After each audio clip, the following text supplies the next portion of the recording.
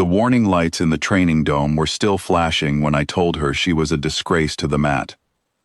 My name is Vexthal Korik, and I have trained soldiers from 11 different worlds.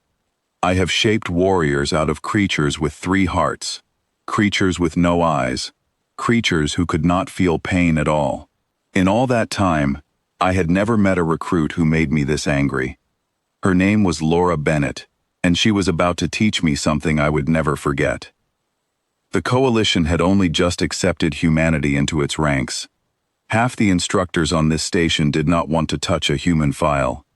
The other half whispered that humans were fragile, that they flinched, that they were only useful behind a console pushing buttons.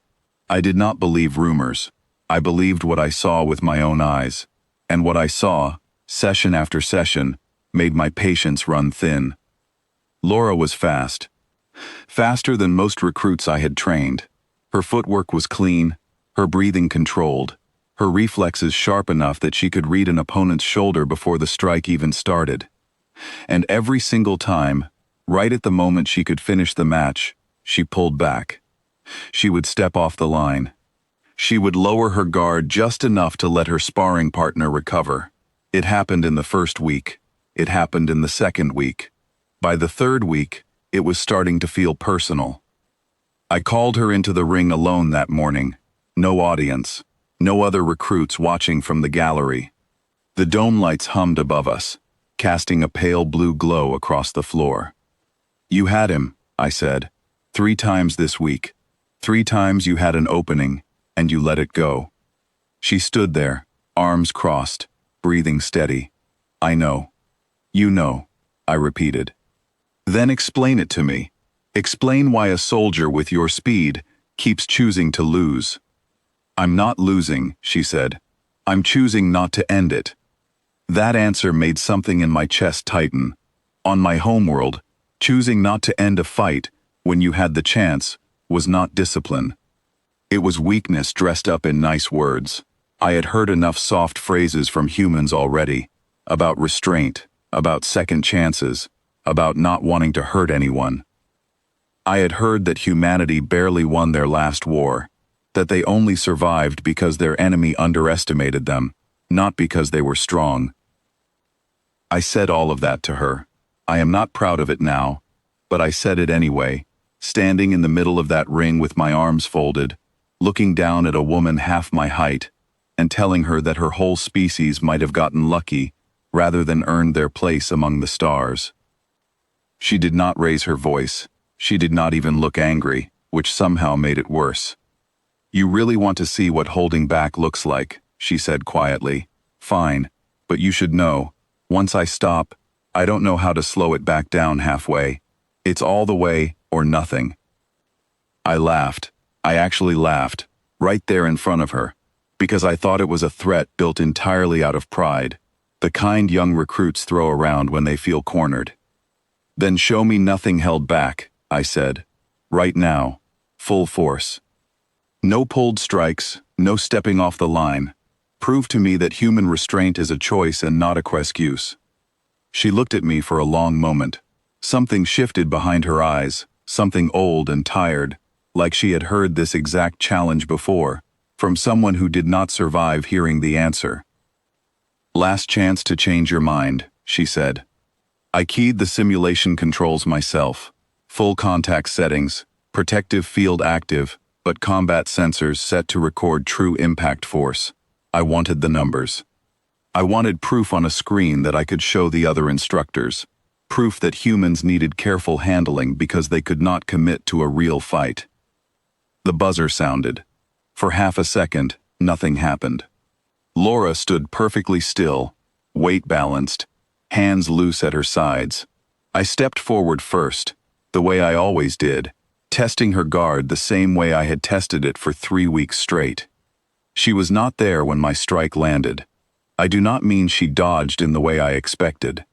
I mean my strike found empty air, and by the time my brain understood that, she was already inside my reach, and I was already moving backward across the ring, without having decided to move at all. I want to be honest about what happened next, because pride has no place in an after-action report. She did not throw wild strikes. She did not swing with everything she had, the way an untrained fighter might when told to stop holding back. Every single movement was measured, placed with a precision that made my 10,000 years of doctrine feel clumsy in comparison. She read my weight shift before I had finished shifting it. She saw the habit in my left shoulder that I did not even know I had, the one I now realized she must have been studying for 3 entire weeks, while I thought she was simply too soft to finish a fight. The match lasted 11 seconds. I know this because the system logged it, along with the force numbers I had asked for. Numbers that, when I finally looked at them, made my hands go cold. She had generated enough force in that final exchange to end the match permanently, the kind of number instructors only see in historical combat records from actual war zones. And yet I was still standing there, breathing hard, unhurt, staring at her across the ring, while the safety field around us hummed back down to standby. She had stopped herself, again. Even after everything I said to provoke her, even at full force, she had calculated the exact amount of pressure needed to win without causing lasting harm, and she had stopped precisely there, the way a surgeon stops a blade, exactly where it needs to stop, and not one measurement further. "You held back," I said, and my voice did not sound like my own voice anymore. "No," she said, "I finished it.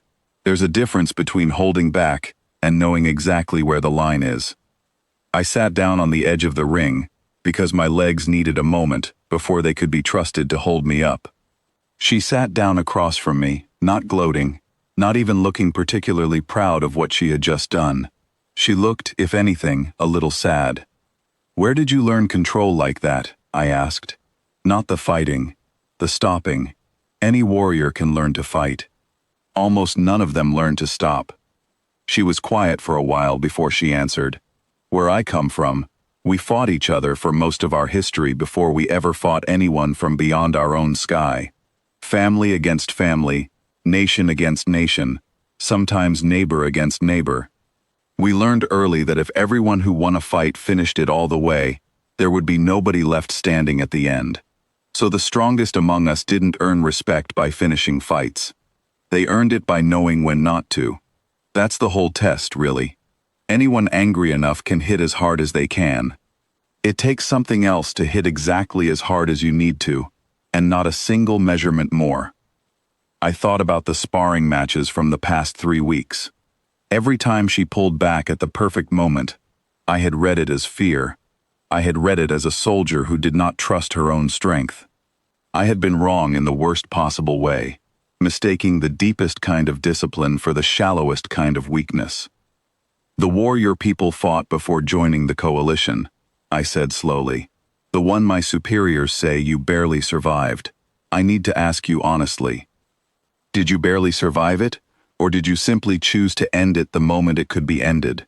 The same way you just chose to end this match at exactly 11 seconds instead of 10 or 12. She met my eyes, and for the first time since I had met her, I saw something like real weight behind them, the weight of a person who had made choices most people never have to make. "You'll have to ask the historians for the numbers," she said, "but I know which answer I'd give.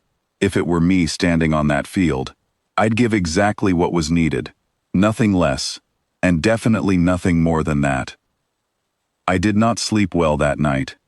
I kept replaying the 11 seconds in my mind, the way she moved through space like she already knew where I would be, before I knew it myself, the way the force numbers on the screen sat there glowing red, a warning I had asked for, and then almost refused to believe once I received it.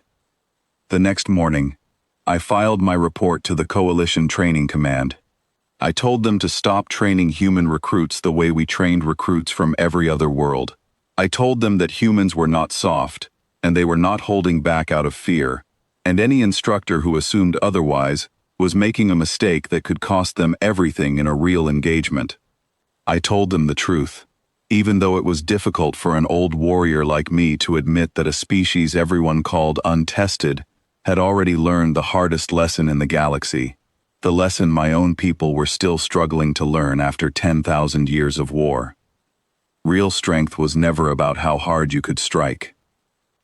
It was about knowing, down to the very last measurement, exactly when to stop.